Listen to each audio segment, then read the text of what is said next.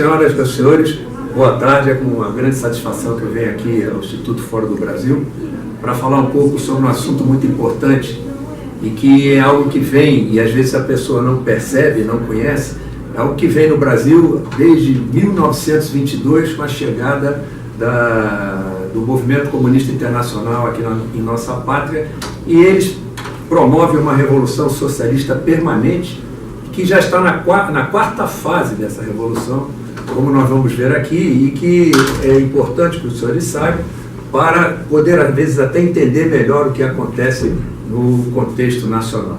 Por favor, próximo slide.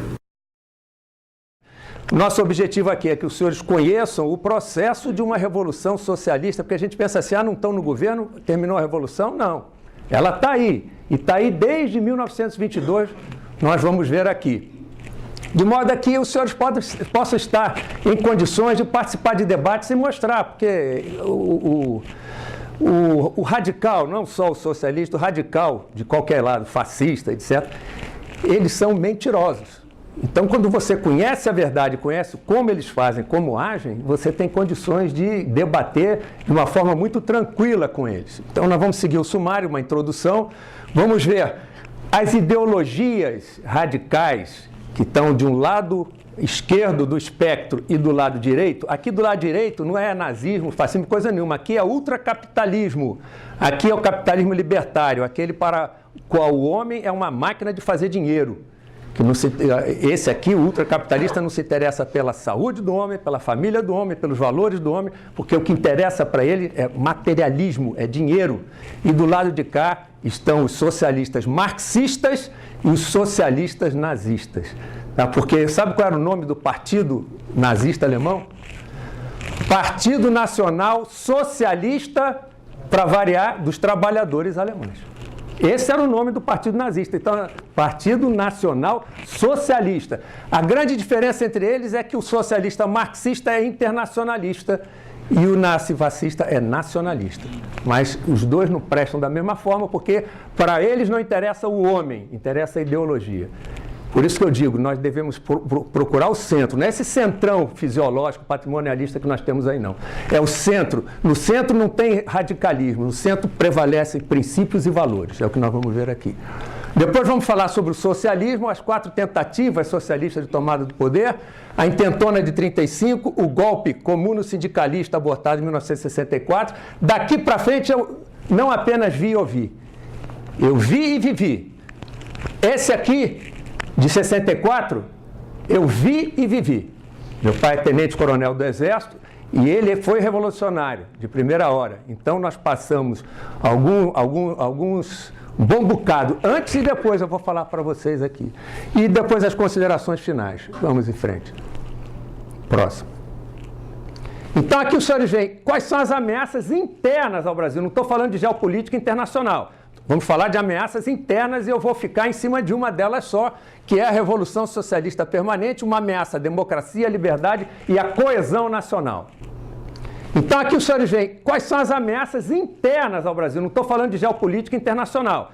Vamos falar de ameaças internas e eu vou ficar em cima de uma delas só, que é a Revolução Socialista Permanente, uma ameaça à democracia, à liberdade e à coesão nacional. Existem as ameaças das organizações criminosas, tanto a do colarinho branco, que os senhores estão vendo aí, a Lava Jato está atrás delas, o crime organizado que compromete a moral, a soberania, a segurança e a paz social. A soberania, sim, porque tem áreas do Brasil, principalmente em algumas cidades como o Rio de Janeiro, em que o Estado parece que tirou o time. São dominadas pelas organizações criminosas. Então, isso afeta a soberania. A crise de valores, que está presente nas duas ameaças, que provoca a decadência moral da nação e do Estado, que já até exploramos aqui com a pergunta do nosso... Como é que é o seu nome? Né? Que foi para a família. E entra ali. A decadência moral da nação começa pela decadência da família. E aqui está o Zé Disseu. Existe uma diferença entre estar no governo e deter o poder. Estar no governo é ter o poder executivo. Mas tomar o poder é tomar o poder executivo e controlar o legislativo e o judiciário. Que é isso que eles querem. Isso significa tomar o poder. E olha esse Walter Pomar Porque a gente pensa, PT, Gleisi Hoffmann, Lindbergh, coisa nenhuma. O PT ideológico que conduz o PT, o que está por trás, são esses aqui, Rui Falcão, aquele falecido Marco Aurélio, né? Garcia, né? Esses são a cabeça do PT. Olha o que ele diz. A luta pelo poder pode se resolver no prazo de anos. Mas a construção de outra sociedade é um projeto de décadas e séculos, que já começou no Brasil desde 1922. No mundo, desde a ascensão do comunismo na União Soviética. O que lá fora perdeu força, aqui dentro ainda continua forte. Próximo. Lei natural e lei positiva. Ainda dentro da introdução, é bom a gente saber a diferença. Existe a lei natural, aquela que nasce com o homem. É o direito à vida, o direito à liberdade, o direito à justiça, né? São preceitos morais e direitos fundamentais, mas são muito gerais. Não são coisas concretas. Democracia, liberdade, né? Direito à vida, direito ao trabalho. Então vem a lei positiva, que é aquela elaborada pelos legisladores. Só que a lei positiva, ela não pode contrariar a lei natural. Porque a lei natural, você não pode ter uma lei positiva que contrarie o direito à liberdade, o direito à vida. Quando isso acontece, é porque aquele país está indo para um lado radical, em que a lei positiva prevalece sobre a lei natural. Então a lei positiva pode ser divina, né, que é ensinada pela revelação, estudada pela teologia em todas as religiões, e a lei humana, que são os códigos civis. Né? Próximo. A Declaração Universal dos Direitos Humanos reafirma a importância da lei natural. A lei natural é que dá base, é que dá fundamentação à lei positiva. Próximo.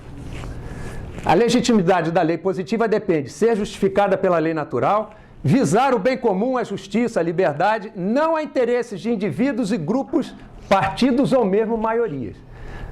A lei passa no legislativo, tem que passar no legislativo e não no judiciário. O judiciário é o que vai defender a lei, mas a lei passa pelo legislativo porque ali não está só a maioria, ali está representada toda a nação. Não exceder o poder do legislador e não ordenar o inexequível. Próximo. Ao negar a lei natural e atribuir só ao Estado o poder de definir o que é o bem ou o mal, corre-se o risco de tornar o legislador a fonte da moralidade e do direito. E isso pode levar a regimes radicais. Por exemplo, é legal o que ganha um senador, um deputado e muitos da alta cúpula do judiciário? Isso é legal? É. É legítimo? Não. Então não é justo. Então justiça não é só legalidade. Justiça é legalidade com legitimidade. E quem vai dar legitimidade é a lei natural, não é a lei positiva. Porque a lei positiva é elaborada depois do que já existe, que nasce com o homem, que é a lei natural. Isso interessa para nós quando formos estudar as ideologias no país. Próximo.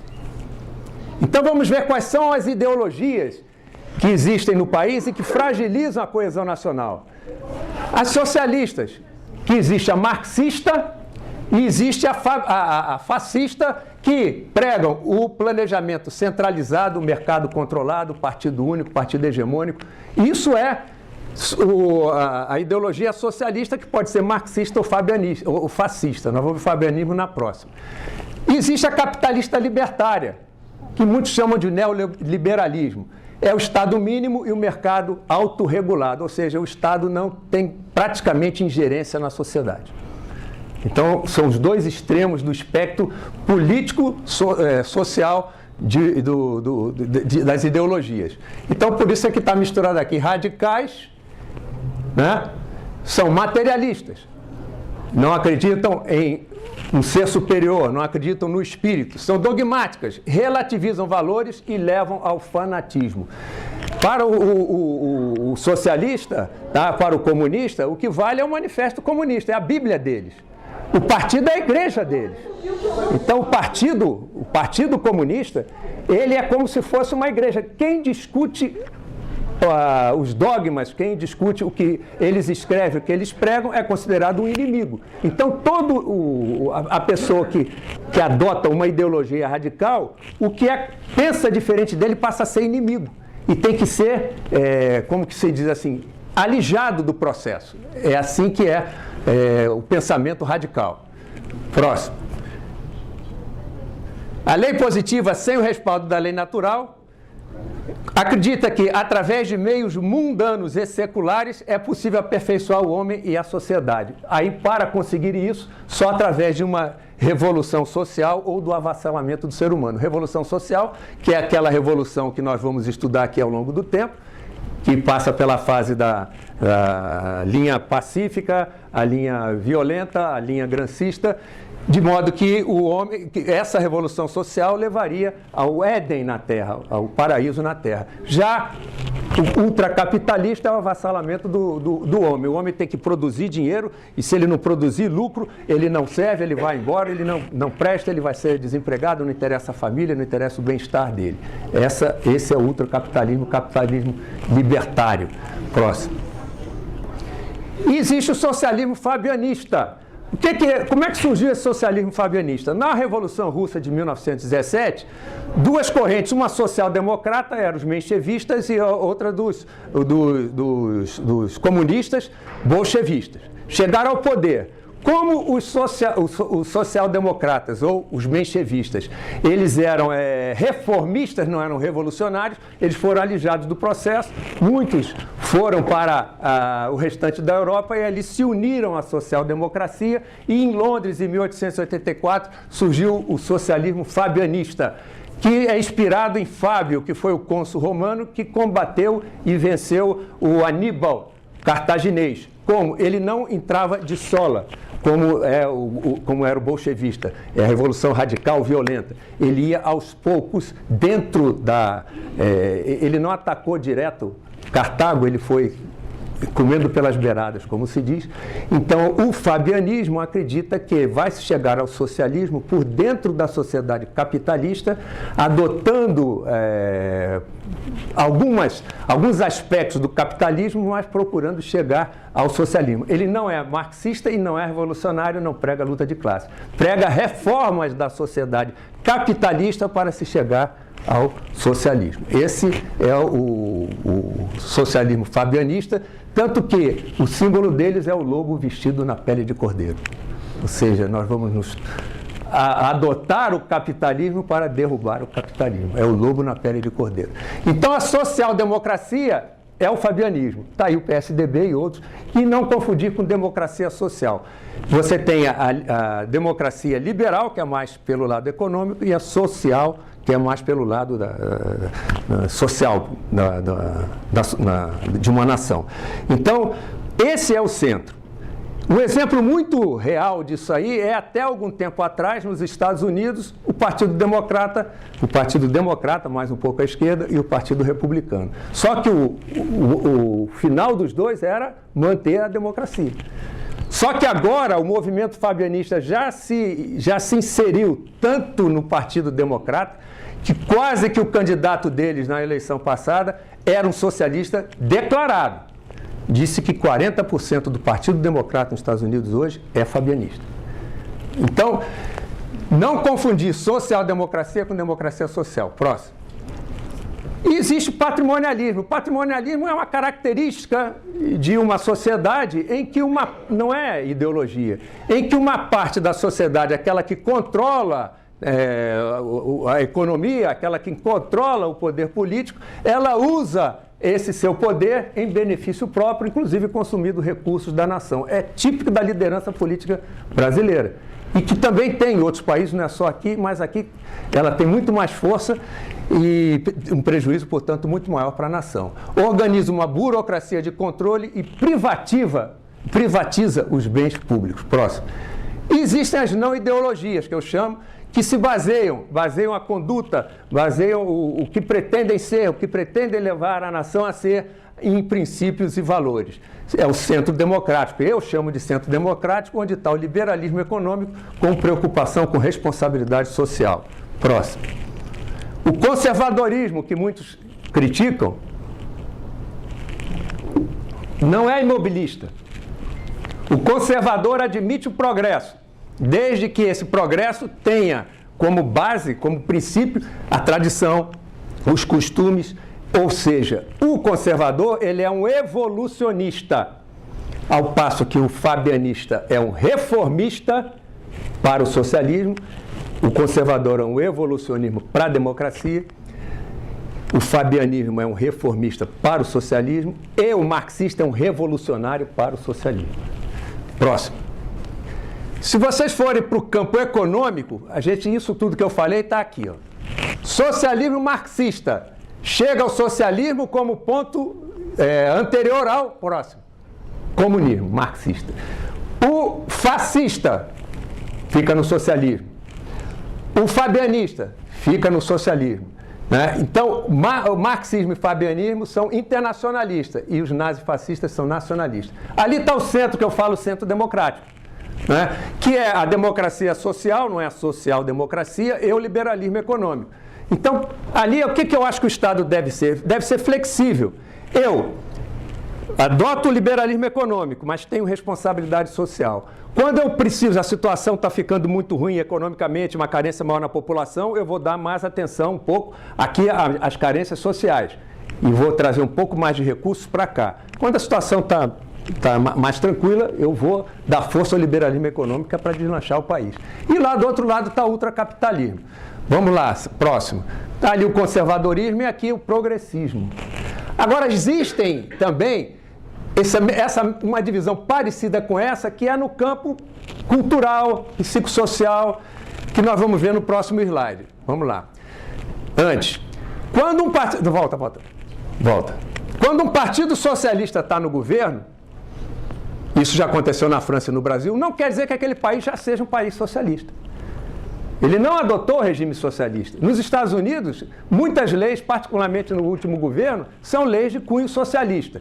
Então, o fato de um partido socialista estar no governo não torna aquele regime socialista. Isso aconteceu no Brasil com PT, PSDB. O que garante que não seja um regime socialista? Se houver alternância do poder, se o planejamento for misto, se houver respeito à propriedade privada e às liberdades fundamentais, se não houver partido único ou partido hegemônico. Aí você pode ter um partido socialista no governo, não querendo dizer que isso seja um regime socialista. Próximo. Agora vamos ver, no campo psicossocial, como é que a gente divide a sociedade. Eles chamam de progressistas, né? Porque eles se chamam de progressistas para ficar ao contrário dos conservadores, como se esse fosse imobilista. Mas não é bem assim. Nos progressistas tem os a favor da revolução social, que é aquela do libera maconha, sexo livre, casamento atomizado, etc. E tem a revolução social, vamos chamar assim, dos menos radicais. Então essa aqui, o extremo é radical e acelerado, ali é não radical e gradual. E existem os conservadores. Os da evolução social é uma evolução cautelosa, tá certo? Respeitando as tradições, respeitando a história. E existem os ultraconservadores, que é mais ou menos pelo imobilismo social. Seriam aqueles que até hoje defendessem com exidente o casamento, que a mulher tinha que ser virgem. E até o homem. Né? Então existe isso, aí é um ultraconservador. No slide anterior, você pode ter uma pessoa que seja liberal no campo econômico. Ele é um empresário, ele é a favor da liberdade econômica, mas ele é a favor do sexo livre, drogas. Então, por isso é que às vezes a pessoa não entende, é porque quer juntar tudo isso na mesma figura, vamos chamar assim, né? Primeiro diário, segundo diário, bota tudo junto. Então, tem que ter essa diferença. Você está se referindo ao lado econômico e político, ou você está se referindo ao lado psicossocial? Vamos em frente. E aí está agora, vamos ver o socialismo no Brasil, evolução do socialismo na linha do tempo. Em 1848 foi lançado o Manifesto Comunista na Alemanha. E aí, a partir daí, de anos e anos, eles faziam uma reunião a qual chamavam Internacional Socialista. A primeira foi em 1864, depois teve outra em 1890 e pouco. E até que chegou em 1919, depois da Revolução Bolchevista, que derrubou o czarismo na Rússia, que foi em 1917. Em 1919 teve a terceira internacional, que foi chamada de Internacional Comunista, porque aí o socialismo já tinha uma nova linha dos bolchevistas que queria chegar ao comunismo. Então, nessa terceira internacional, criou-se o Comintern. Comitê Internacional, que era um órgão do Partido Comunista da União Soviética, Partido Comunista de um outro país, União Soviética, em que estabeleceu 21 condições para que os países, os partidos comunistas que quisessem se organizar nos outros países, fossem filiados ao Comintern e recebessem, então, a ajuda do Comintern. Esse Comintern, a missão deles era disseminar o comunismo pelo mundo. Aí o que aconteceu no Brasil? Em 1922 foi criada, olha o nome, hein? Seção Brasileira da Internacional Comunista. Portanto, ligada e obediente, subordinada a ela. Essa seção brasileira da Internacional Comunista, uns 4 ou 5 anos depois, mudou o nome. Para quê? Partido Comunista Brasileiro. Partido Comunista Brasileiro, o partidão. Agora, vamos ver aqui 4 condições de filiação. Ou seja, ao nascer a seção brasileira da Internacional Comunista, ela aceitou o seguinte, porque senão não entrava no comitê: combinar ação legal com ilegal. Aceitou isso. Aceitou que deveria realizar uma campanha de agitação e propaganda com ênfase nos exércitos. Para provocar, eles querem atuar sempre em cima do aparato de segurança do Estado, porque o Estado enfraquece e eles podem impor a revolução. Esses partidos, no caso a Seção Brasileira da Internacional Comunista, devem ser internacionais, renunciar ao patriotismo e ao pacifismo social. A Seção Brasileira da Internacional Comunista, que deu origem ao Partido Comunista Brasileiro, aceitou isso aqui. Ser internacional, renunciar ao patriotismo e ao pacifismo social. Esses eram obrigados a obedecer ao Partido Comunista da União Soviética, considerado como o centro. Isso aí, o que aconteceu? Quando se criou o Partido Comunista no Brasil, ele foi ainda até que teve a intentona, ele caiu na ilegalidade. Voltou quando Getúlio caiu em 1945, voltou à legalidade, mas como continuava subordinado ao Partido Comunista da União Soviética, em 1949 voltou à ilegalidade. Em 64, ele era um partido ilegal. Até 1981, se não me engano, era um partido ilegal. Então vejam que no Brasil o movimento socialista, porque o socialismo é antessala do comunismo, já nasceu com DNA incompatível com as Forças Armadas. Próximo. Incompatíveis com as Forças Armadas. Por quê? As Forças Armadas são destinadas a garantir a legalidade, são patriotas, a paz interna e a lealdade delas é à nação, não é a partido, e um partido leal a um partido estrangeiro. O que é o Fórum de São Paulo? Como é que lá está PT? Por que são legais esses partidos? Não podiam ser. Não podiam ser PT, PSB, PDT, PPS. Pessoal, não sei se entrou não. Próximo. Então vamos ver um pouquinho de diferença entre socialismo e democracia. Próximo. No socialismo, o Estado é totalitário, sem limite. O Estado democrático é limitado por leis. É um partido único ou hegemônico, não quer dizer que seja único. Pode ter, mas ele será o hegemônico. Ali é pluralidade partidária. E assim nós vamos vendo a comparação de um com outros, né? Planejamento econômico centralizado, né? Até o preço das coisas é definido. Ali é misto ou por áreas. Aqui o mercado é controlado pelo governo, lá é misto, livre e regulado. Algumas coisas são reguladas. Os meios, o ultracapitalista, né? E tudo ali, o mercado é livre, não tem misto coisa nenhuma, os meios de produção são totalmente privados, etc. Propriedade na mão do Estado, ou controle, ou posse pelo Estado, ou controle pelo Estado. Próximo. A social-democracia, o chamado Estado do bem-estar social, chegou a um ponto tal que não está mais conseguindo se aguentar. É aquela história. Você tem tantas políticas sociais, políticas públicas, que aquilo retira a condição do país continuar progredindo, porque você acaba tendo que produzir para sustentar aquelas políticas públicas, aquelas políticas sociais. Se o país começa a ter um problema econômico, ele não consegue sustentar aquelas políticas sociais e ninguém quer mais abrir mão disso. É o caso da reforma da Previdência, chega mais isso aí. Ninguém quer abrir mão de nada. Né? Próximo. O socialismo é a ideologia da servidão e do fracasso. Os regimes socialistas estão ali. Ó. Qual Qual deles que deu certo? A China deu certo porque adotou o capitalismo de Estado. É um regime de força, tá certo? Mas adotou o lucro, tá? Os empresários lá existem, eles têm uma força tremenda política, e eles não entram em choque, o Partido Comunista não entra em choque com eles, fez uma abertura total da economia, só que fez uma abertura à chinesa. Vai entrar aqui a sua indústria? Vai. Tá? O nosso empregado não tem 13º, não tem férias, não tem coisa nenhuma, não tem aposentadoria, tá? Mas você vai me passar a tecnologia, ou se não passar eu copio, não é isso? Então algum tempo atrás alguém falava em computadores da China, em carro, não, era só brinquedo, roupa e sapato, não é isso? Aí de repente apareceu uma estrela, imitação da estrela da Mercedes-Benz, aí atrás tem um carro, tudo copiado. Mas é o carro chinês. Então, a China não pode ser julgada por esse aspecto. Em 1978, quando Deng Xiaoping assumiu o poder na China, ele falou: nós não podemos cometer o mesmo erro da União Soviética, de entrar numa corrida armamentista com os Estados Unidos, porque eles têm um poder econômico muito superior ao nosso também. Até muito mais do que tinha. Primeiro, nós temos que criar musculatura. Aí eles começaram a abrir o mercado. Aí as indústrias todas do mundo foram para lá, porque lá não paga, não tem lei de trabalho, não tem coisa nenhuma. Né? E lá a China foi crescendo.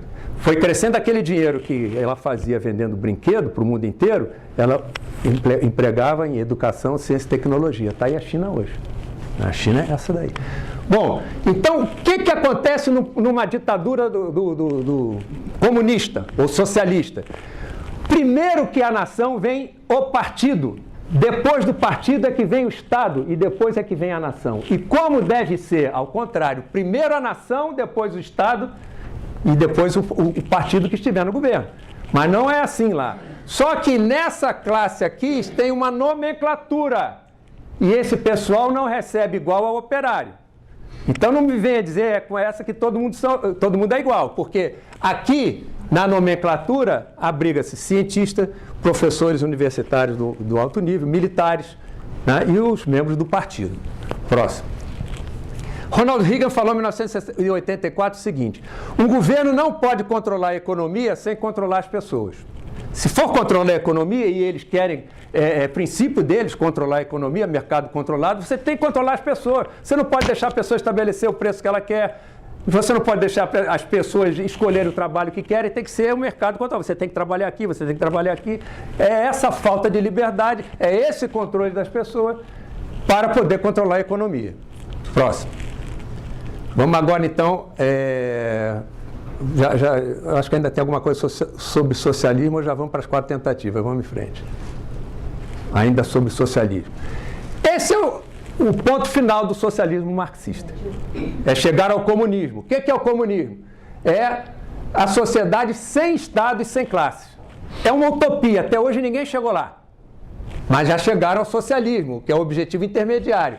Você destrói o Estado que eles chamam burguês, né, que é aquele Estado em que você tem o capital, tem a propriedade privada, e adota a ditadura do proletariado. Mas tem um ponto ainda antes desse, que é o chamado Estado progressista. Qual é o objetivo inicial? É o que eles chamam de ditadura democrática, que não é o Partido Revolucionário apenas, é uma frente popular que envolve, até algum tempo atrás, o proletariado, o campesinato, a burguesia nacionalista. Agora envolve o meio acadêmico-cultural. Nós vamos ver isso quando falarmos de gramscismo. Quais são as formas de tomada do poder? Para um ponto inicial, que é o Estado progressista, precisa uma frente popular, e assim foi na primeira e na segunda tentativa, que nós vamos ver mais adiante. Pode ser feito através de uma revolução violenta, mesclando a via pacífica, que surgiu em 1956. Em 1953 morreu Stalin. E até o Stalin, a forma da Revolução Socialista era violenta, era o golpe de Estado, era linha violenta e bolchevista. A partir de 1953, quando ele morreu, mudaram, e em 1956 nasceu a Via Pacífica, que era a revolução, a infiltração nas instâncias do Estado e da nação. Então aqui os exemplos de revolução violenta. No Brasil teve em 35 e 68, essa aqui foi a luta armada. Teve a Via Pacífica na Tchecoslováquia, tiveram êxito, no Brasil não conseguiram e hoje ainda é via pacífica, agora grancista. E no Chile em 72. Próximo. É importantíssimo para eles, na preparação, o que eles chamam de trabalho de massa. O que é o trabalho de massa? É infiltração em todas as instâncias da sociedade, meio acadêmico, cultural, artístico, forças armadas, igreja, mídia, recrutar gente e se organizar, se mobilizar e atuar através da agitação e propaganda. A agitação e propaganda chama-se a esse conjunto subversão. Próximo. Qual o objetivo desse trabalho de massa? Primeiro, incutir a ideologia. Trabalhar a cabeça das pessoas para aceitar a ideologia socialista. Provocar descrença nos valores morais e cívicos e no regime. O que nós vemos hoje? É isso aí, isso sempre foi. Isso é um trabalho que eles vêm fazendo há muito tempo. Organizar, controlar, reeducar e liderar a sociedade. Então aí, as UNE, MST, não é isso? Então, eles tentaram fazer isso em 64 nas Forças Armadas, criando, inclusive, associações de cabos e soldados. Enfraquecer as defesas do Estado e controlar sua administração. Influir no governo e no sistema jurídico, de forma a anestesiar a nação e prepará-la para a revolução. Quanto mais débil e sem defesa for o regime democrático, melhor para o socialismo. Por isso que eles, quando eles estão na revolução, preparando e organizando e conduzindo a revolução, eles querem o máximo de liberdade. Quando tomam o poder, essa liberdade toda desaparece, porque senão fica ruim para eles. Próximo. Então vamos ver as 4 tentativas no Brasil. A primeira, em 1935, Luiz Carlos Prestes constituiu uma frente, que é a Aliança Libertadora Nacional. Essa frente entrava sociais-democratas, entrava os ultranacionalistas, e foi a União Soviética e conseguiu o aval para tentar um golpe de Estado violento, tá certo? Como foi a Revolução Bolchevista de 1917. Em 1956 surgiu a Via Pacífica, com a morte de Stalin. O Khrushchev adotou não mais o processo da Revolução Violenta, do golpe de Estado imediato, e sim da Via Pacífica, um golpe de Estado preparado, né, mais prolongado. Então, houve uma aliança de João Goulart, Partido Comunista Brasileiro e Leonel Brizola. Chegou ao governo, mas não tomou o poder. Inclusive, Luiz Carlos Prestes falou, já temos o governo, só nos falta o poder. E falou mais também, o Brasil disputa a honra de vai ser o segundo país do continente a adotar o socialismo, porque o primeiro já era Cuba. Ele chegou a falar essas duas coisas. E aí, em 1960, começa... Aí deu errado, né? Deu errado a Via Pacífica russa após Stalin. Aí, o que se fez? Houve uma atomização das esquerdas no Brasil e o PCB se rachou. Surgiu o PCdoB. O PCdoB adotava a linha maoísta da Revolução prolongada, tanto com a guerrilha urbana e rural, com preferência para a guerrilha rural, né? Os apoios, a União Soviética continuou apoiando através de Cuba, embora o PCB não entrasse na luta armada, porque ele não queria queimar suas lideranças, né? Não queria que, na hora que mudasse, ele estaria com o partido organizado, enquanto que os outros estariam, né, envolvidos na luta armada. Então ele não quis, mas ele apoiava com dinheiro, financeiramente. China e Europa Oriental. E já começando naquela época, já em 1960, a Via Pacífica grancista, que é controlar a sociedade antes do Estado. Não é um golpe de Estado preparado para se chegar ao poder de repente. É um golpe de Estado prolongado, é uma revolução prolongada, né, de modo a controlar a sociedade antes do Estado. Chegou ao governo com o PT, mas não tomou o poder. No entanto, contaminou a sociedade. A revolução dos moldes bolchevistas e anteriores era a revolução do proletariado, agora é a revolução cultural. Então entenda o seguinte, em 1933, quando o nazismo tomou conta da Alemanha, existia em Frankfurt, a chamada Escola de Frankfurt, ou ela recebeu esse nome, onde estavam os pensadores marxistas, inclusive Herbert Marcuse e outros.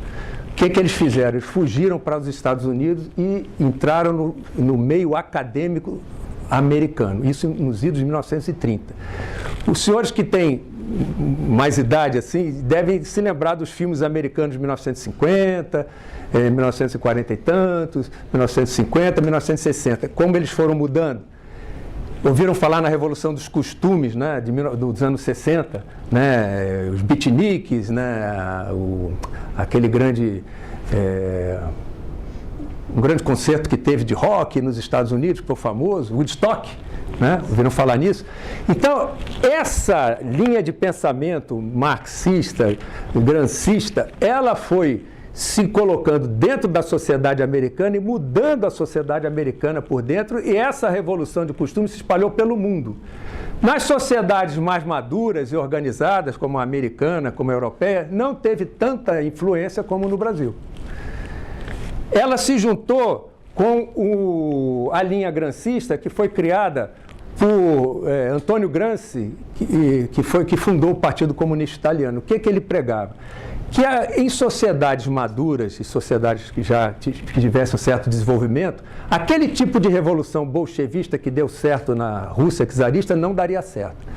Então, que ao invés de buscar o proletário, porque o proletário na sociedade capitalista, ele tem uma boa vida, ele não era como o trabalhador no Império Czarista.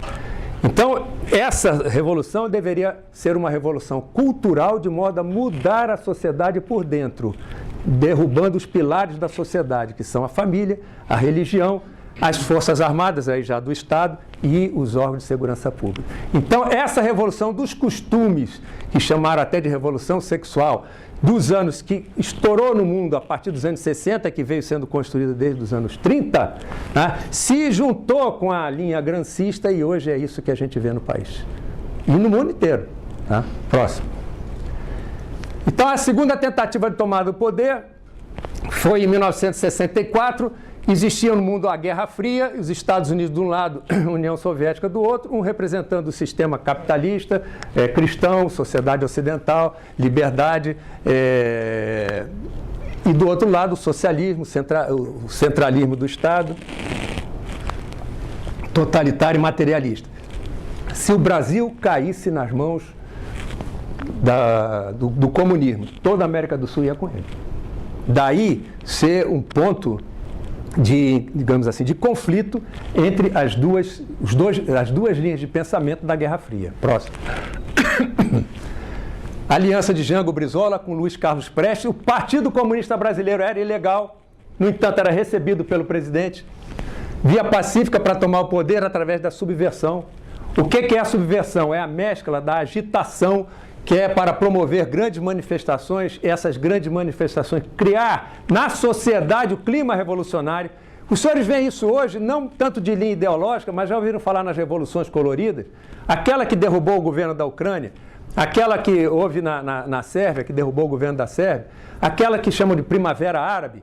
Isso é a revolução colorida, só que não pela linha ideológica marxista. Mas é a mesma coisa, promover grandes manifestações, criar o clima revolucionário. E a propaganda, que é a difusão de ideias, de modo a doutrinar a sociedade. Próximo. Além disso, infiltração nos partidos, infiltração na mídia, infiltração no meio acadêmico, no meio sindical, nas Forças Armadas.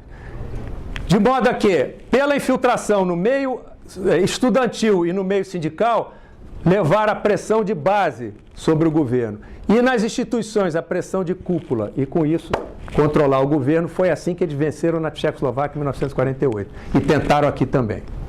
Então está lá. Infiltração, agitação e propaganda, pressão de base e de cúpula, movimento sindical e movimento sindical estudantil é pressão de base, órgãos do governo estatais são pressões de cúpula, os partidos da esquerda são a pressão natural, e as Forças Armadas, na base, quebrando a hierarquia e disciplina, atraindo cabos, sargentos, soldados, e na cúpula, atraindo a chefia.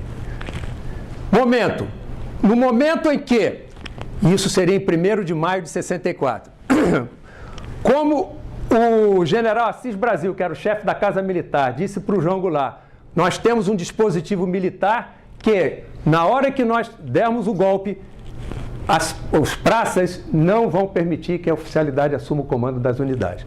Então esse era o dispositivo militar, só que ele quebrou a cara porque ele estava totalmente mal informado ou estava querendo aparecer para o presidente. Movimento sindical, movimento estudantil, que eles não teriam reação e iriam tomar o poder. Próximo. Mas a opção armada sempre existiu. Inclusive, Brizola criou o chamado Grupo dos 11. E para os senhores terem uma ideia, próximo, que era o embrião desse Exército Popular de Libertação, olha o que tinha no Estatuto do Grupo dos 11.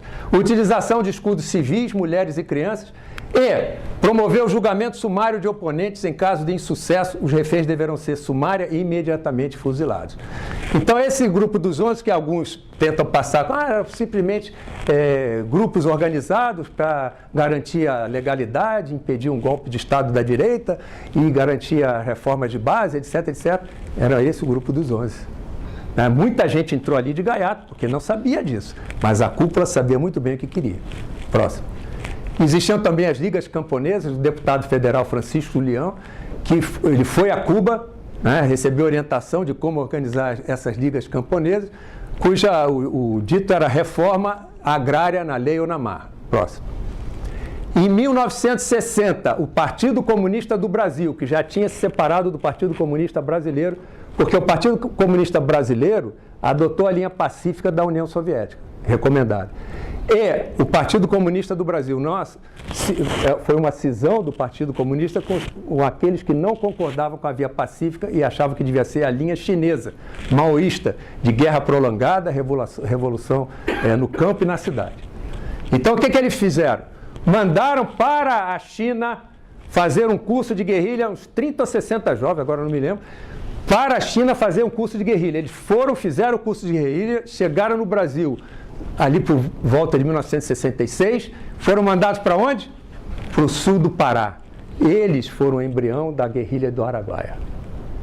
Vejam bem, mandam em 1960 para a China, fazem o curso, vêm para o Brasil, chegam ali por 64, 65, 66, vão para o sul do Pará e desde 66 estavam criando um foco de guerrilha no sul do Pará, que só foi extirpado em 1974. Porque é muito difícil você combater uma guerra revolucionária. Mesmo levando uns 10 anos para conseguir neutralizar, e ela ainda era embrionária em todo o Brasil. Sabe quando começou a guerrilha das Farc na Colômbia? Em 1964. Eles não cortaram o mal na raiz, até hoje ainda tem as Farc, agora que teve um acordo de paz, uns 2 anos para cá. Então, qual era a estratégia para as Forças Armadas? Infiltração subversiva. Para quê? Quebrar os princípios da hierarquia, disciplina e a coesão das Forças Armadas, enfraquecendo o aparato militar, neutralizando as Forças Armadas. Em 12 de setembro de 1963, teve uma rebelião de sargentos em Brasília. Alguém ouviu falar dessa rebelião? Pois bem, mais de 600 sargentos em Brasília dominaram alguns ministérios e o campo, e naquele tempo o aeroporto de Brasília. Foram dominados, controlados pelo Exército. Por quê? Porque alguns sargentos, alguns praças se candidataram na eleição, foram eleitos, só que eles não podiam se candidatar sem ter passado para a reserva. Eles não tinham direito. Então, quando o STF não aceitou o registro deles, depois da eleição, eles fizeram essa rebelião em Brasília. Vai, próximo. O que o Jango fez? Eles foram presos, o Jango mandou soltar e ninguém foi punido. Aí, em 1964, aquilo foi em 12 de setembro de 63, para vocês terem uma ideia, logo depois o Jango quis implantar o estado de sítio no Brasil. Só que ele não ia ter apoio do Congresso, o Congresso, a maioria era contra o Jango, mas ele queria implantar o estado de sítio. E os aliados dele, comunistas, pensaram o seguinte, do Partido Comunista Brasileiro: se o Jango botar o estado de sítio, ele não é comunista, ele é populista tipo um Getúlio. Ele assume o poder, passa a perna na gente e vira um novo Getúlio. Então pressionaram ele e mais o Congresso e ele não conseguiu fazer passar o estado de sítio. No entanto, o plano para o golpe de Estado, que seria dia 1º de maio, envolvia grandes comícios, como nós vamos ver mais à frente. A assinatura de decretos com as reformas de base. Mudar a Constituição Federal através de um plebiscito. Até hoje eles falam isso, hein? Até hoje eles falam isso. Se o Congresso Nacional negasse, Jango dissolveria o Congresso e teria poderes absolutos que seriam garantidos pelo tal aparato militar que o general Assis Brasil da Casa Militar disse, não, os militares estão na nossa mão. As lideranças que são contra não vão conseguir comandar a tropa. Então aí vem o que a gente chama de pressão de base e pressão de cúpula. Próximo. E aí teve no dia 13 de março, por azar dele era 13 de março, era sexta-feira. Então foi feito esse comício lá na Central do Brasil. Da mesma forma, não sei se era mortandela, mas o pessoal recebeu dinheiro, condução e foram. Disse que 100 mil pessoas estavam lá. Jango fez discurso, Brizola, Arraes, Luiz Carlos Prestes. Jango assinou 2 decretos que comprometiam o direito à propriedade, né? O da reforma agrária, ele desapropriou terras que tem, com mais de 100 hectares na faixa de 10 quilômetros das ferrovias e rodovias federais. E ele ameaçou o Congresso, se não aceitasse esses decretos, ele seria dissolvido, né? Essa ameaça foi feita através de quem? Através do CGT, Comando Geral dos Trabalhadores, que era tipo a CUT naquela época, e que era filiado ao Partido Comunista Brasileiro, um partido ilegal. Eles disseram, nós paralisamos o Brasil se esses decretos não forem chancelados pelo Congresso. E nacionalizou 2 refinarias particulares que nem estrangeiras eram brasileiras. Próximo. E aí começou a reação. Isso aconteceu no dia 13 de março, no dia 19 de março, a União Cívica Feminina em São Paulo, liderada por uma mulher. Essa mulher fez um movimento e colocou nas ruas, numa cidade que naquela época tinha 4 milhões e 700 mil habitantes, ela botou 500 mil pessoas na rua, liderada por uma mulher. Então veja que naquela época as mulheres já estavam assumindo a sua posição. Próximo. E por que eu botei ali? Era o presidente que rompia com a Constituição Federal. Ele assinou 2 decretos afrontando o direito de propriedade. Ele provocou, como vão ver mais adiante, a quebra da hierarquia e disciplina nas Forças Armadas. Sabe como é que dizia a Constituição de 1946 quanto à subordinação das Forças Armadas ao Presidente da República? O Comandante Supremo, as Forças Armadas são organizadas, sob o comando supremo do Presidente da República, vírgula, dentro dos limites da lei. Isso não existe mais. Mas era assim, dentro dos limites da lei, ponto. Se o presidente está rompendo a lei, não são as Forças Armadas que podem dizer, não, está errado, sai. Era ou o Congresso ou o STF. Só que os dois não tinham poder para isso. Então, é o que eu digo, 31 de março foi legal? Não. Foi legítimo? Foi. E foi legalizado pelo Congresso, como nós vamos ver adiante, porque o Congresso não foi fechado em nenhum momento na Revolução de 31 de março. O Congresso continuou existindo e funcionando. Aí a Marcha da Família foi no dia 19 de março, envolveu toda aquela quantidade de entes da sociedade próxima. Né? Como eu já falei, numa cidade de 4 milhões e 700 mil pessoas, botar 500 mil na rua, né? Hoje em dia você bota com cidades como Rio e São Paulo, que tem muito mais. No dia 20 de março, o chefe do Estado-Maior do Exército, Marechal Castelo, naquele tempo General Castelo Branco, ele fez uma ordem do dia reservada em que os senhores podem ler ali que foi dado o recado. Meu pai foi revolucionário de primeira hora. Meu pai nunca participou de conchavos, de reuniões no clube militar, ou de trâmites em termos de derrubar o presidente ou não. Meu pai dizia assim, meu filho, eu fiz um compromisso, eu tenho que defender a Constituição. Quando o Castelo Branco falou isso, bom, se o presidente não está cumprindo a Constituição e agora tem um chefe militar de alto posto que já deu o norte, o que a gente deve fazer. Então, se ele tomar uma atitude, eu estou com ele. Porque meu pai não ia no clube militar, naquelas reuniões que tinha, porque era coronel discutindo com o capitão, você não faz nada, eu não vou ficar nisso aí, não. Isso não é o que é a nossa instituição. Então, tem que ter um chefe que assuma. E aí, o general Castelo Branco. Próximo. Esse foi o ponto de flexão, então, para os militares que eram os legalistas, que era a maioria. Não sairia o 31 de março sem essa atitude do Castelo Branco. E aí, o que aconteceu no dia 25? Aconteceu o motim dos marinheiros.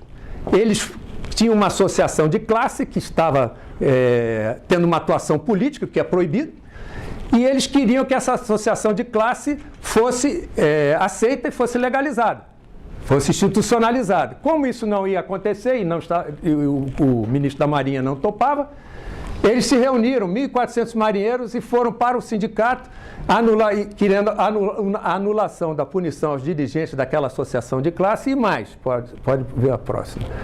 O ministro da Marinha exonerou o almirante Aragão. Por quê? Esse almirante Aragão era o comandante do Corpo de Fuzileiros Navais. Quando os marinheiros se amotinaram e foram para o sindicato metalúrgico, ele recebeu a ordem. O almirante Aragão leva o Corpo de Fuzileiros, leva o batalhão Toneleiros, o Riachuelo, cerca e prende. Eles chegaram lá, aderiram. Eu vi isso na televisão, o cara jogar o gorro no chão, jogar o fuzil, abrir o dolma e entrar, aderir. E os oficiais e sargentos não conseguiram segurar a tropa.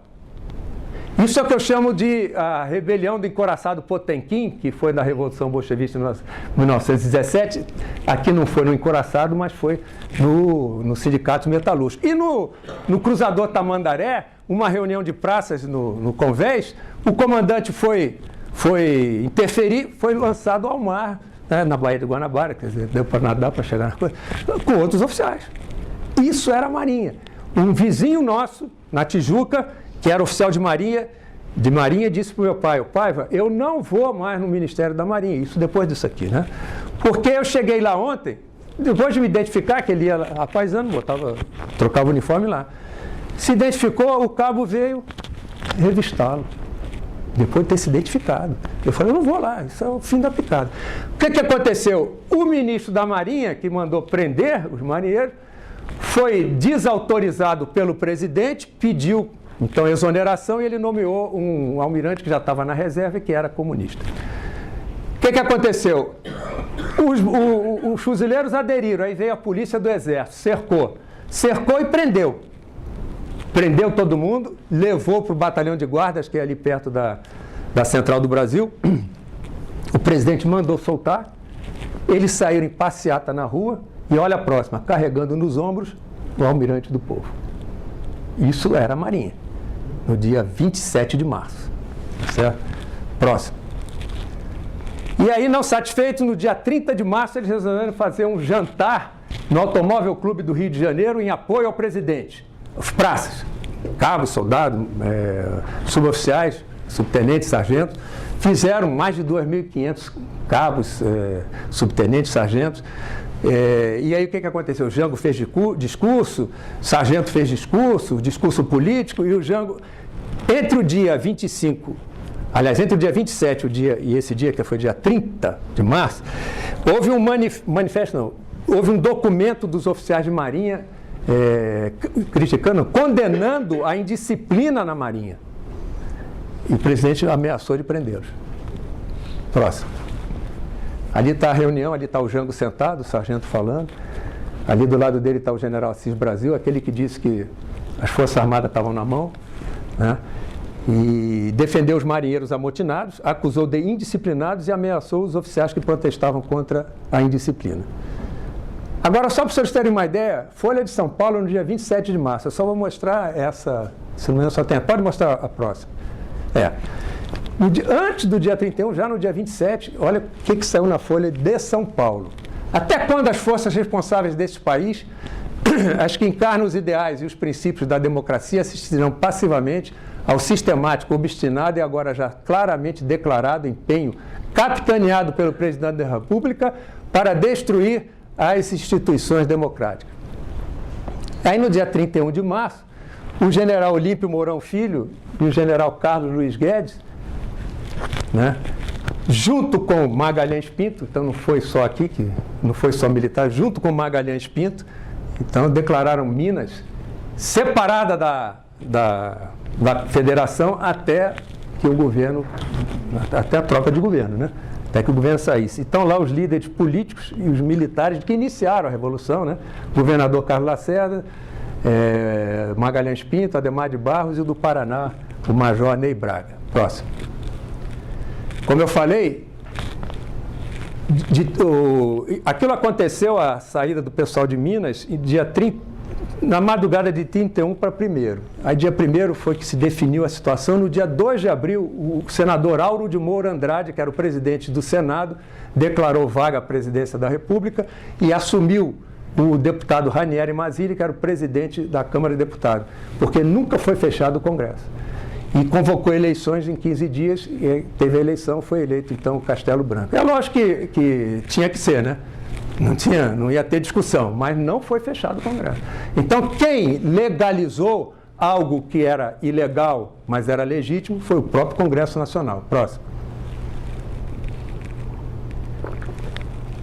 Aí os presidentes militares, só algumas características, né, do regime militar: planejamento estratégico de governo, infraestrutura de transporte, telecomunicações e energia, expansão do parque industrial, leis trabalhistas, assistência social, mercado interno fortalecido, exportações em expansão, ampliação do setor de serviços, PIB maior que o da China até 1989. Nós tínhamos PIB maior que o da China.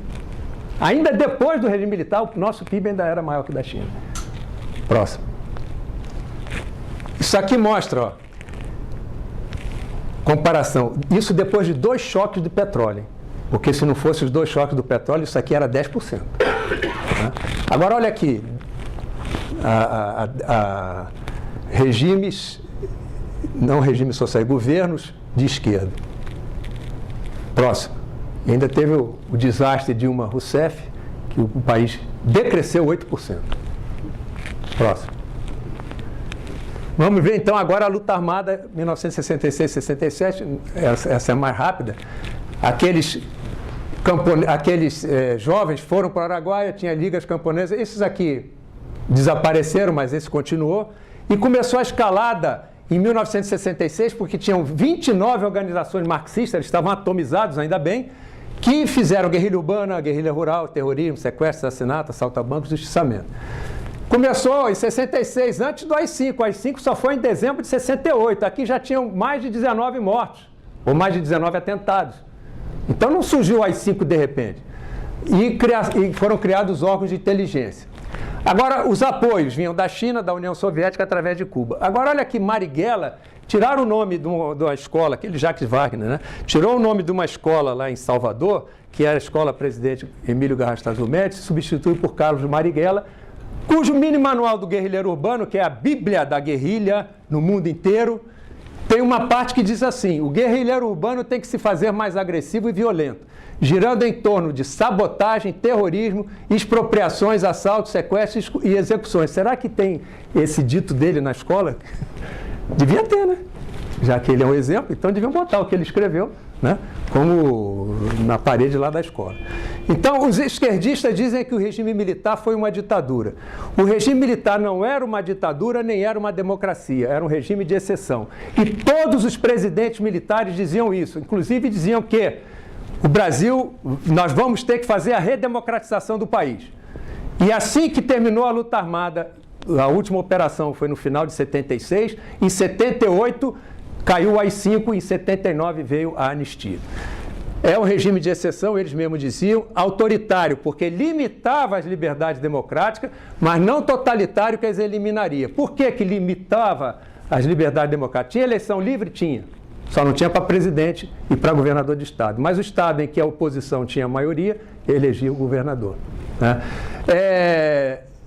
Existiam partidos de oposição, um partido que era o Movimento Democrático Brasileiro, a plataforma do MDB era Democracia Já, e da Aliança Renovadora Nacional, que era o partido do governo, era redemocratização, sim, porque todos compreendiam e aceitavam que não era uma democracia, era um estado de exceção.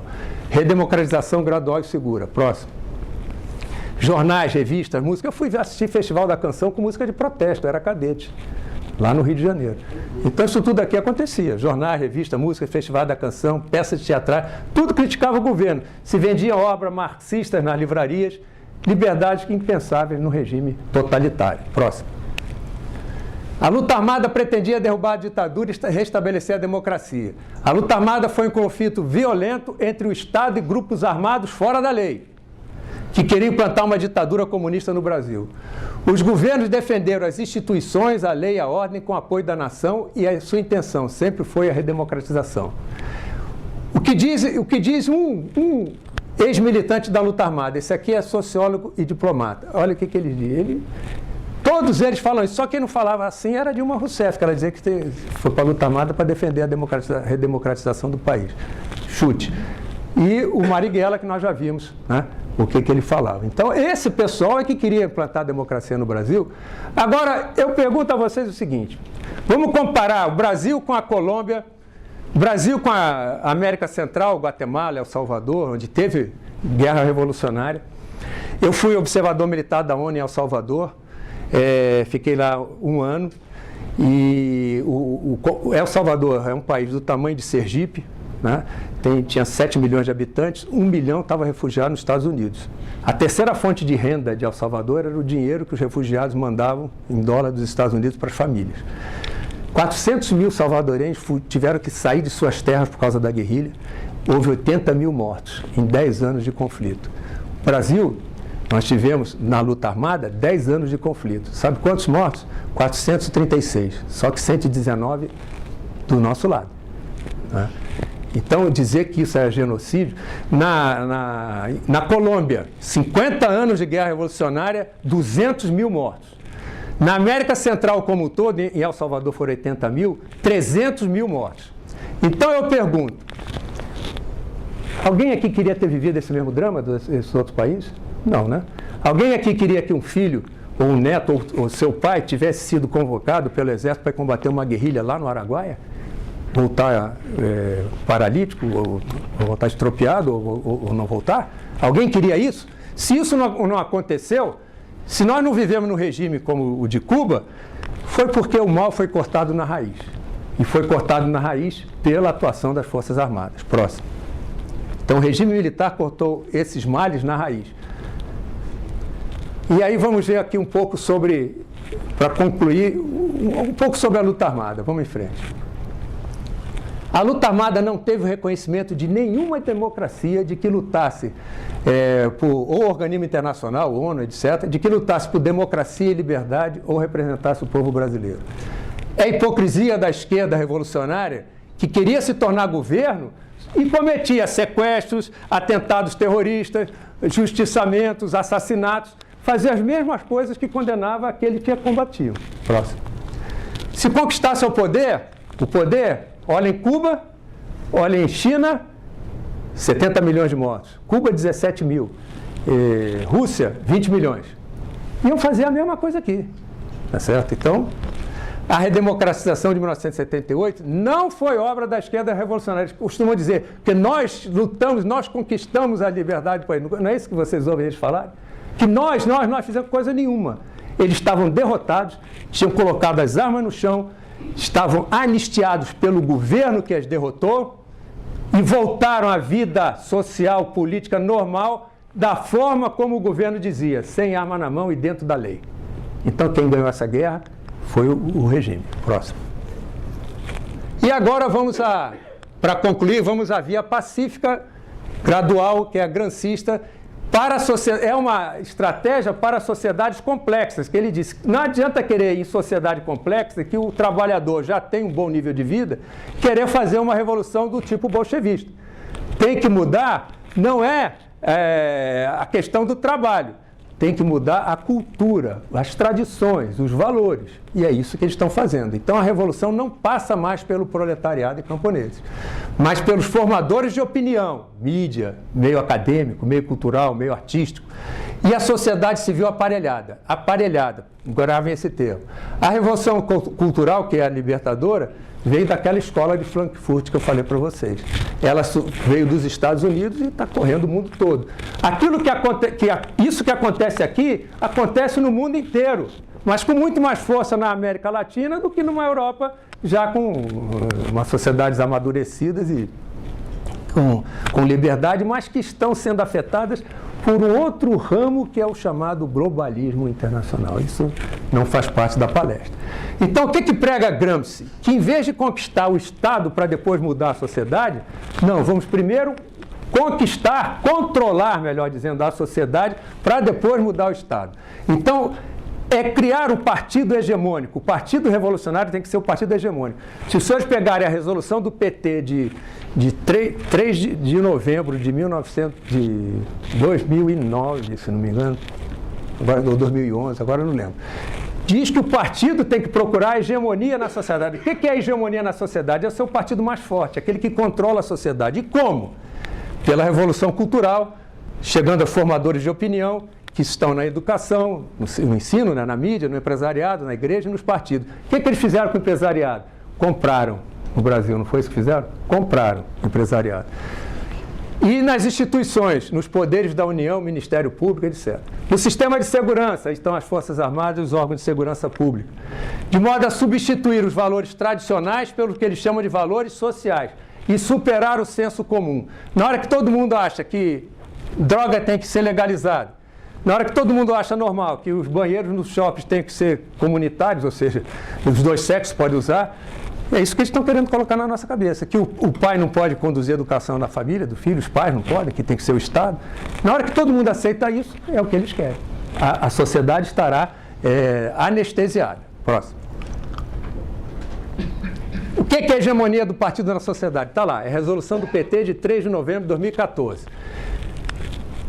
No momento que o partido tem hegemonia, fica muito mais difícil haver resistência, né?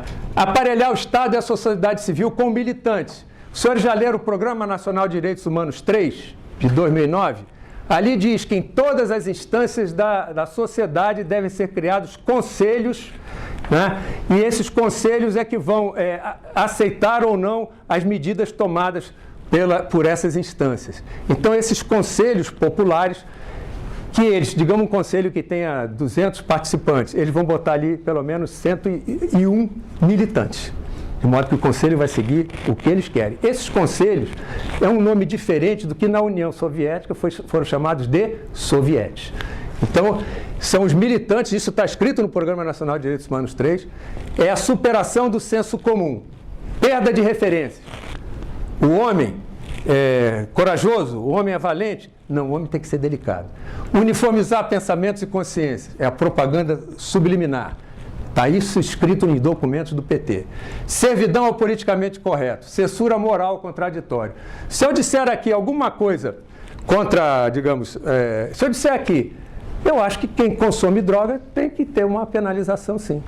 Ah, esse cara é radical. Tem, porque ele que está estimulando o mercado.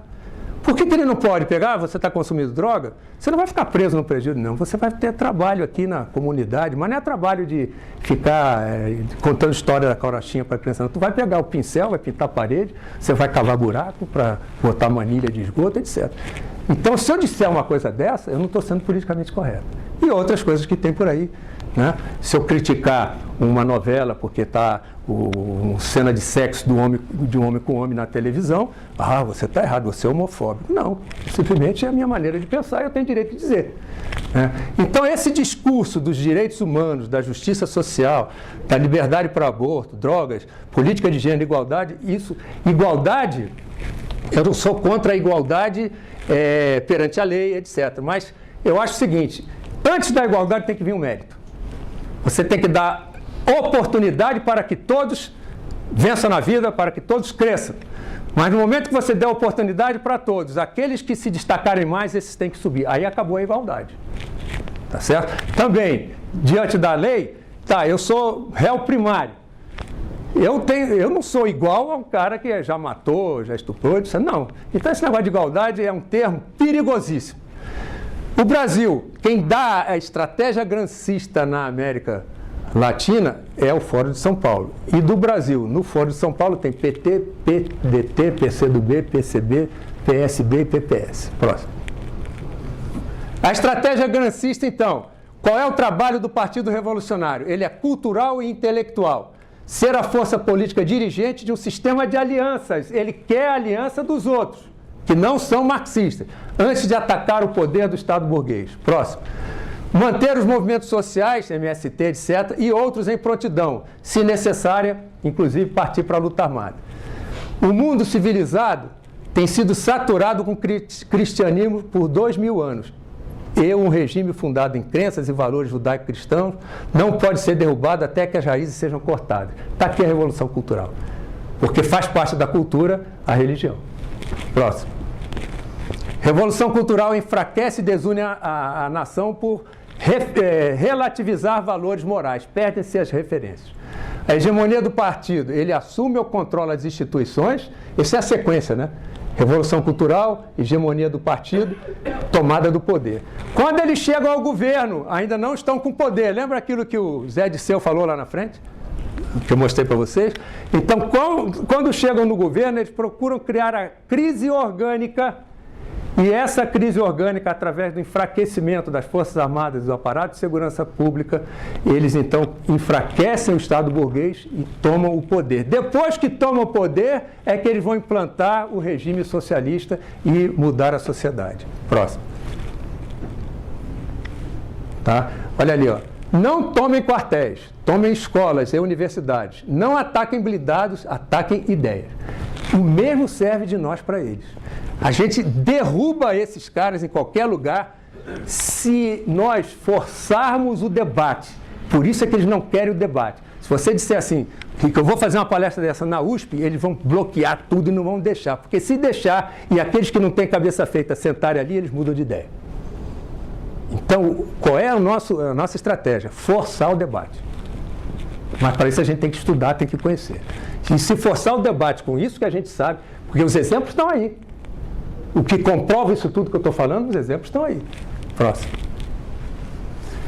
A estratégia grancista no Brasil está no Programa Nacional de Direitos Humanos 3, que vocês podem baixar na internet, em que lá está claramente verificável a revolução cultural, que é a mudança. Sabe o que tem nesse PNDH 3? Reconhecer oficialmente o trabalho dos profissionais do sexo. Está escrito isso lá. Reconhecer o trabalho, vai ter carteira de... É isso que está preconizado nesse... É um programa de governo. Eles não conseguiram colocar tudo ainda, mas já tem casamento e adoção de criança para o casal homossexual, ou homoafetivo. Controle dos poderes pelo executivo. Ali fala o seguinte: o Estado tem que exercer o controle social na educação, na mídia, no Ministério Público, na propriedade e poderes do Legislativo e Judiciário. Como? Através dos conselhos populares. Esses conselhos vão ser como se fosse assim um órgão, é deliberativo, não é nem consultivo, né? Que são os sovietes. E a democracia representativa, que é essa péssima que a gente tem hoje, substituir pela participativa, que vem através da sociedade civil aparelhada pelos conselhos. Vocês vão ver isso mais adiante. A sociedade civil, o que é a sociedade civil? São organizações e instituições cívicas voluntárias em funcionamento fora das estruturas do Estado. Então, tudo que é organização que não é do Estado, não é do governo, é a sociedade civil. Próximo. Então, ela é dividida em vários segmentos, vários setores. Instituições de caridade, ONGs, associações profissionais, sindicatos, grupos comunitários, organizações femininas, organizações religiosas, grupos de autoajuda, movimentos sociais, associações comerciais, tudo isso, grupos de ativistas, grupos de interesse, são grupos de interesse. O que é a democracia participativa? Que eles querem, pela democracia participativa, diminuir o poder do legislativo. Então, vejam que por trás desses conselhos está o governo. De modo a que essa democracia participativa, exercida através de conselhos mobiliados pelos partidos aliados, né, vai decidir antes da representação legislativa. Então, essa é a ideia. A democracia participativa é o exercício do poder político. O poder político está no executivo, no legislativo, né, pautado no debate público, em condições iguais de participação. Isso é teoria, né? Porque eu, que estou conduzindo o processo, eu vou botar nesse conselho a maioria que eu quero. Então, aquelas decisões que vão sair dali, vão sair as decisões que eu quero. Foi assim na União Soviética, com os sovietes. A legitimidade das decisões vem através das discussões com inclusão, pluralismo, igualdade participativa, autonomia e justiça social. Isso é o que eles dizem para o inglês ver. Próximo. A democracia participativa, nela, os conselhos manipulam a sociedade civil. Então, centenas ou milhares de militantes dominam 200 milhões de cidadãos. A Dilma tentou implantar esses conselhos no Executivo. Então, é um decreto que foi de 2014, no meio do ano ali, 8243, se não me engano, em que em cada órgão do Poder Executivo teriam os conselhos deliberativos, tá certo? Para deliberar sobre decisões tomadas pelo próprio órgão. Ou seja, o ministro lá o chefe do ministério, ele teria uma decisão, essa decisão seria submetida ao conselho. É isso que eles queriam fazer. Imagine isso no Exército. Imagine isso no alto comando do Exército. Então, a sociedade civil, controlada por esses conselhos, é o vetor da construção de uma república socialista, essa sociedade civil aparelhada pelos conselhos. Próximo. No PNDH3, vocês podem ver que o Estado vai controlar essa sociedade civil por esses conselhos. Olha o que está escrito lá. Abro aspas. Ampliar o controle externo dos órgãos públicos. Apoiar a criação de conselhos de nível nacional, distrital, estadual e municipal. Conselhos esses de direitos humanos, porque está dentro do Programa Nacional de Direitos Humanos, né? Garantindo-lhes autonomia para os conselhos e independência, como forma de assegurar mecanismos de controle e ações contínuas da sociedade civil. Está aqui o decreto. Isso ela tentou colocar no Executivo. Só que na Câmara dos Deputados não passou. Foi então para o Senado e está lá engavetado por enquanto. Mas não caiu, não. Próximo. Ainda está escrito lá, no PNDH3, o Poder Executivo será protagonista. Então, aquilo quer dizer, acabou o equilíbrio dos poderes, porque o protagonista é o Executivo. Onde é que democracia é essa? Na coordenação e implementação do programa, tanto quanto a criação de espaços de controle social. O Executivo é o protagonista na criação de espaços de controle social de todos esses poderes. Acabou o equilíbrio do poder. É o Poder Executivo que está mandando, isso é tomada do poder. É aí que eles querem chegar, entenderam? O perigo desse PNDH3 é aquilo que o Zé Disseu diz. Se eles, e esse programa surgiu quando eles estavam no governo. Então, eles preparam um programa que vai lhes dar o ferramental que eles precisam para tomar o poder. Se eles voltarem ao poder. Então, por isso é que eu estou fazendo uma força lá, que eu estou na tal da Comissão de Anistia, de atualizar esse negócio aqui, para desideologizar esse programa, não é acabar com o programa, desideologizar, limpar esse lixo ideológico. Aquele Walter Pomar lá do início, que foi secretário de Relações Internacionais do PT e foi secretário do Fórum de São Paulo até 2013, ele disse, não basta estar no governo para controlar o poder. É preciso o quê? Mudar o Estado, ou seja, acabar com o equilíbrio dos poderes. Mudar a sua natureza e não apenas a sua forma. Próximo. Bom, então acho que agora já vamos às considerações finais. Então vocês viram bem qual é a situação. É uma revolução socialista, ela é permanente e ela vai continuar. Mesmo que a gente tenha um próximo governo que não seja do lado dele, ela vai continuar. E como é que eles podem ser neutralizados? É a sociedade conhecendo que ela existe e que está aí. E cada vez se atualizando com as estratégias que estão sendo usadas no momento. No momento são essas aqui, baseadas na linha de Gramsci. Então, o que eu acho que o Brasil precisa? De um choque de gestão e de moralidade. Um projeto nacional que diminua, neutralize ao máximo essa liderança socialista. E isso só se vai conseguir levando o debate à sociedade. Também a liderança patrimonialista corrupta e a ascensão de uma liderança conservadora evolucionista. O meu receio da atual linha que a gente tem no poder é que seja mais ou menos um PT multiplicado por -1. Não adianta você sair do radicalismo e cair no outro. Não adianta. Então você, quando olha o outro lado, fez uma crítica, passa a ser inimigo e tem que ser emparedado? Que história é essa? Não, vamos para o centro, porque a melhor forma de combater o radicalismo é em cima de princípios e valores. Então, que seja a ascensão de uma liderança conservadora evolucionista, constitua um Estado de tamanho adequado, que tenha flexibilidade para estar, uma vez liberando mais a economia, outra vez segurando um pouco para apoiar as carências. Políticas sociais cujo custo não impeça o desenvolvimento capaz, não só de mantê-las, como também de continuar crescendo. Porque se eu só cresço para manter as políticas sociais, vai acontecer o que aconteceu desde que a esquerda chegou no Brasil. Houve a globalização, o Brasil estava preparado para ela, mas correu tudo pelo social, né? O Brasil, de 1985 para cá, continua ali, 8ª economia do mundo, melhora um pouquinho, aí já está sendo passado pela Índia, vai ser passado pela Itália, certo? Por quê? Porque não adianta você produzir só para sustentar a política social, você tem que produzir para sustentar e ainda continuar saltando para frente. Promova um choque de valores morais, éticos e cívicos e recupere a economia, porque isso aqui, ó, é isso que vai dar paz social para os projetos de reforma e de progresso que a gente precisa, e para combater, inclusive, os radicalismos próximos. Tem que estar com a economia em boa situação. Desaparelhar os setores do Estado ocupados pela esquerda radical. A esquerda radical ainda está forte no Estado e não adianta tirar tudo de uma vez só. É um trabalho de formiguinha, vai mudando aos poucos.